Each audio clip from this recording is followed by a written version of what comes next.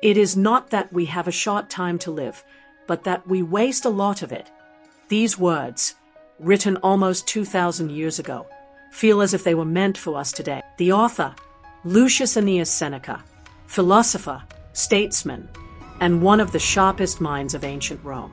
His letters to Lucilius were never intended for an audience beyond his close friend. But today, they survive as a guide to living wisely. But what exactly did he write? And why do his lessons still matter? Let's step back in time to ancient Rome. Seneca was born in 4 BCE in Hispania, or the modern-day Spain. But his destiny led him to the very heart of Rome's political and philosophical world. He became a tutor and advisor to Emperor Nero, wielding immense influence. But Rome was a dangerous place, even for the wise. Exiled, recalled, then forced to take his own life in 65 CE. Seneca's journey was one of power, struggle, and ultimately, Stoic acceptance. And yet, despite the chaos around him, he left behind one of the most profound works of philosophy, a collection of letters filled with practical wisdom. Seneca warns us, people are frugal with their money, but reckless with their time. In Letter 1, he tells Lucilius that time is our most valuable possession, yet we squander it as if we have an endless supply.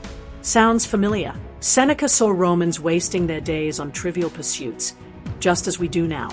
If we had only a limited sum of gold, we would guard it carefully. And yet, time, the one resource we can never recover, is spent without thought.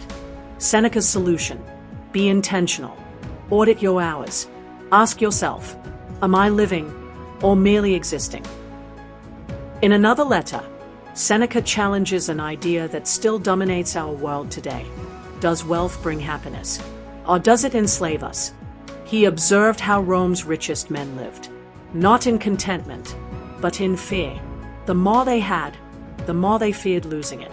Seneca argued that true wealth is not found in gold or possessions, but in wisdom and self-sufficiency. Think about today's world. Social media status symbols, endless consumerism. Are we truly free, or have we become servants to the things we own? Seneca's advice is clear. We should possess only what we need, and desire only what we can truly control. For many, death is the ultimate fear. But for Seneca, it was merely part of the natural order. He believed that every day we are dying. Each moment that passes is a moment we will never get back. And so, he tells Lucilius, the wise man is always ready for death, because he has truly lived. This is perhaps Seneca's most profound teaching. If we truly understand that we will die, then we will waste no time in fear, regret, or meaningless pursuits. Ask yourself, if today were your last, how would you live? In Letter 16, Seneca explores a virtue central to Stoicism: self-mastery. He tells Lucilius, no man is free who is not master of himself. Seneca believed, the greatest empire we can rule is our own mind. He warned against being a slave to our emotions, appetites, or desires. Whether it's ambition, anger, or fear, these impulses can control us if we don't learn to control them.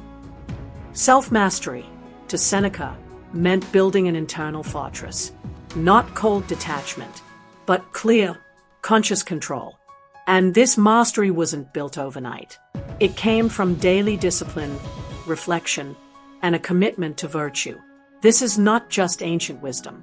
It's deeply relevant now, in a world of constant distractions, emotional manipulation, and mental noise. Mastering your inner world is perhaps the last true rebellion.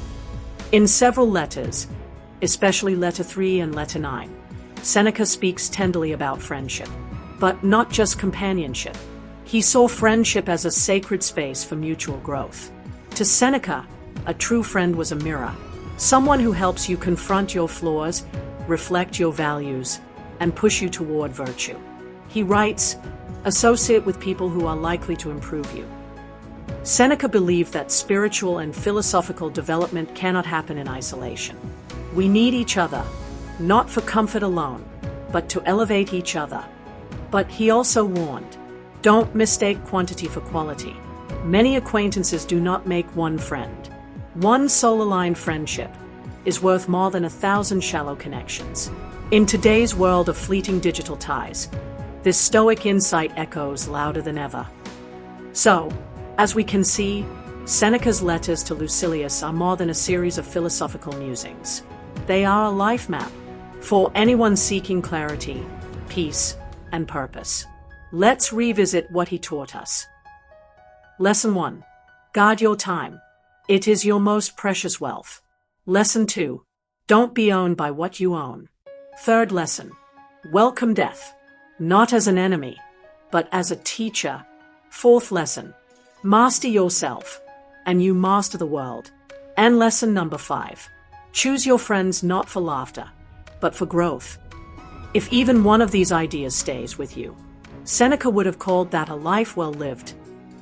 And if you found meaning here, please like, share, and subscribe to the channel.